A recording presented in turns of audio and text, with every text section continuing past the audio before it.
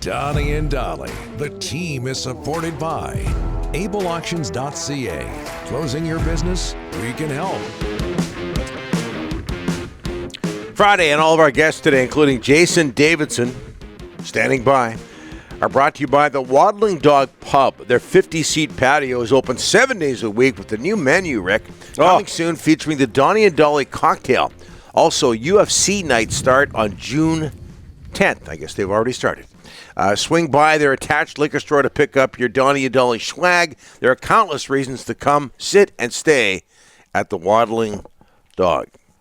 As we talked about in our first segment and with Thomas Drance, Canucks defenseman Ethan Bear has undergone a shoulder operation. He is out for 6 months, scheduled to become an RFA in a couple of weeks. And joining us now is Ethan Bear's agent, Jason Davidson. Jason, thanks for doing this, sir. How are you? I'm great. How are you guys? Very well. Very well. What can you tell us about your client's health, Ethan's health, and his state of mind, Jason? I spoke with Ethan after surgery yesterday. Underwent some repairs on his shoulder. The doctors were glad he chose to get it done now. It wasn't. I guess as a result of the MRI, and then once they opened it up, they found that it was probably the best decision to get it done now.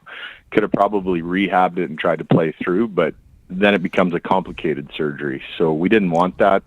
Obviously, we get a little bit of a runway here with the summer, and that way Ethan, he's going to probably miss a couple months of the season of next season, but that's better than hurting it in training camp and missing the entire season.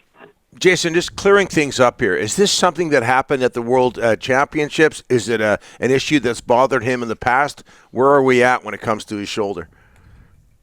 Well, actually, yes, it did happen. It was aggravated at the Worlds, and that with what was left on the clock, 1 second before they were going to the gold medal game, unfortunately.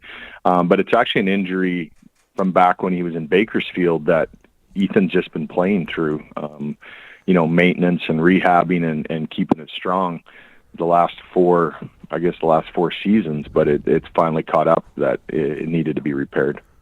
So is there, or maybe you could describe, is there a level of regret from Ethan when it comes to going to the World Championships?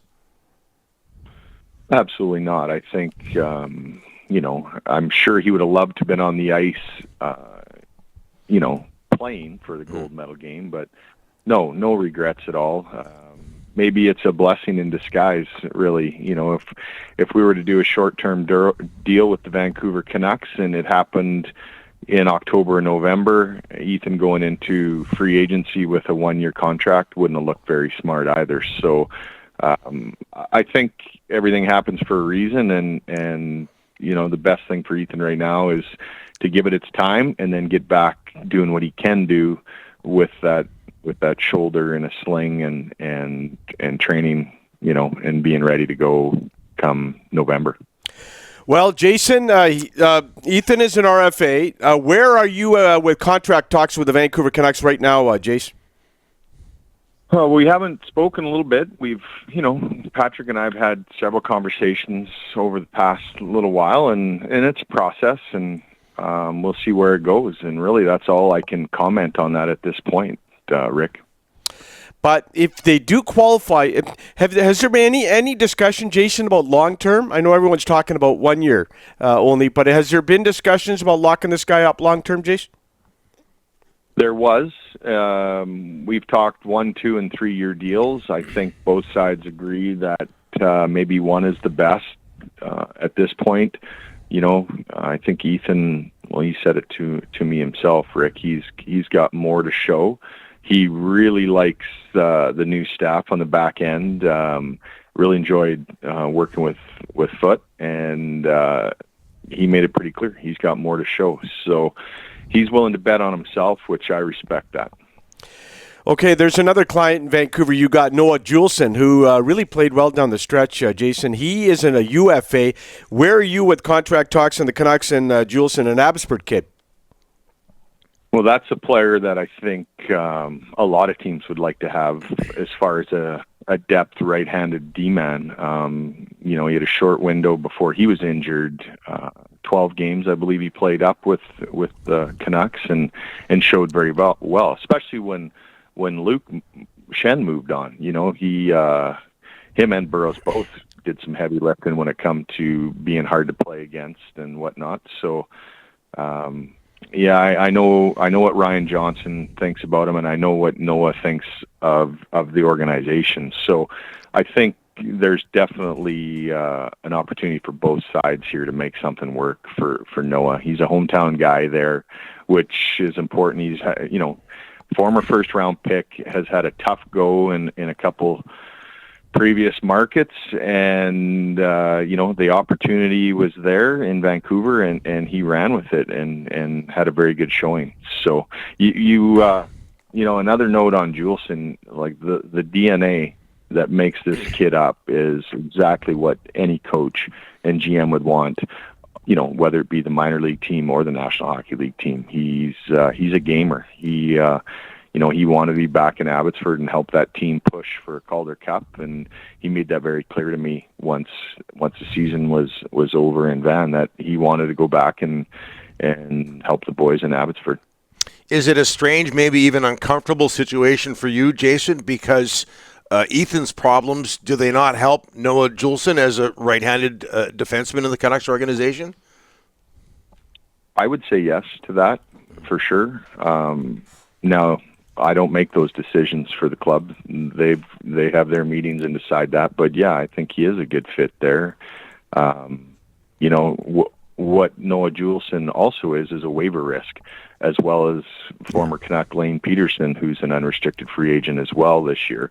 Both players played a huge role in Abbotsford, but that didn't go unnoticed by other teams. So, it's one thing to get these guys signed to a team on a low one-way or a two-way deal, but then they got to clear waivers, and that's we see a lot of action, probably more action on waivers last year than we saw in previous years, and it's just a testament of the grind of the schedule and having that depth. And you can have a center right wing like Peterson and a hard-nosed right D like Juulsen. Teams are going to line up and pay for those kind of guys. Damon Severson is also one of your clients. A sign and trade deal. He goes from New Jersey to Columbus. Jason, are we, with him in mind and Matthew Tkachuk, are we going to see more of this type of thing, more sign and trades as the players dictate their futures more than ever? Well, we really didn't have too much say in that until New Jersey gave us permission to speak to Columbus on it. The wheels were in motion between those two clubs before we knew about it.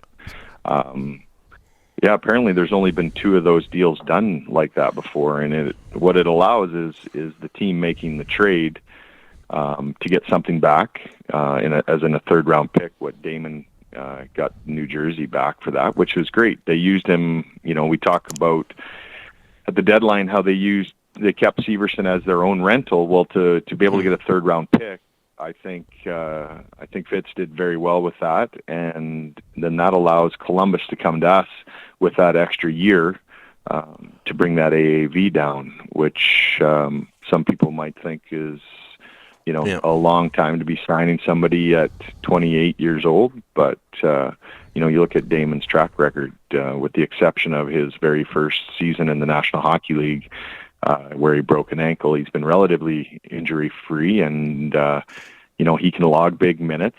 He's right-handed. He's 6'2". He might have the best stretch pass in the National Hockey League, and those right-handed D-men don't grow on trees. Yeah. So Columbus was very aggressive at getting them. That's obvious with what they give up to the Devils and what they come to us with a contract.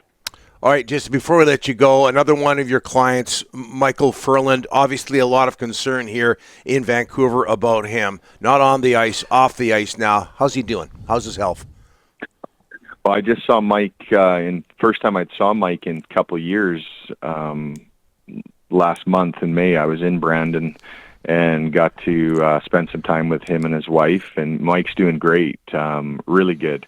It was Mike and I go back a long way to when he was 15 years old. So, and went through a lot of things together. He was my very first client, my first draft pick, my first contract signing. So there's a lot of history between Michael and I, and it's really good to see how he's doing. And, being a father is a priority for him right now. He's got 3 beautiful young girls, and they're all into riding horses and playing hockey. And yeah, Mike's just he's obviously pivoted from being a professional hockey player to being a professional dad, and it's really good to see. Mike didn't have a father in his life for a lot of years, and now he's got that opportunity to be one for his girls, and I'm extremely proud of where he's at. Jason, thanks for this. We'll get you back on the show soon. Thanks so much. Appreciate it. All right. You bet, guys. Thanks, Jace. Good stuff.